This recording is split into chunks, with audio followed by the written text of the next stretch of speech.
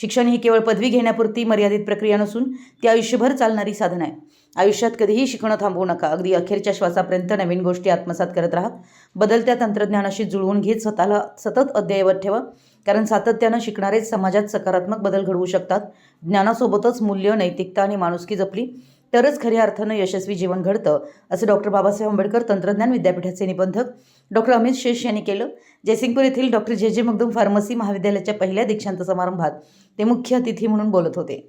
यावेळी डॉक्टर जे मगदूम ट्रस्टचे कॅम्पस डायरेक्टर डॉक्टर सुनील अडमोठे, महाविद्यालयाचे प्राचार्य डॉक्टर शीतलकुमार पाटील, उपप्राचार्य डॉक्टर सतीश किलजे, परीक्षा नियंत्रक प्राध्यापक रामलिंग माळी, डॉक्टर प्रियांका गायकवाड, सव्यासवी मगदूम यांची प्रमुख उपस्थिती होती. कार्यक्रमाचं प्रास्ताविक प्राचार्य डॉक्टर शीतलकुमार पाटील यांनी सादर केलं.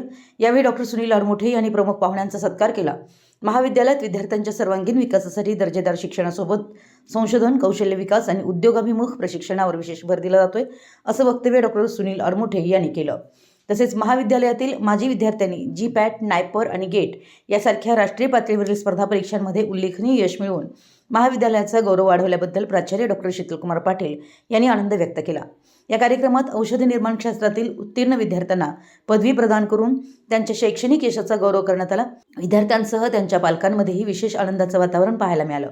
मान्यवरांनी विद्यार्थ्यांना मार्गदर्शन करत उज्ज्वल भविष्यासाठी शुभेच्छा दिल्या.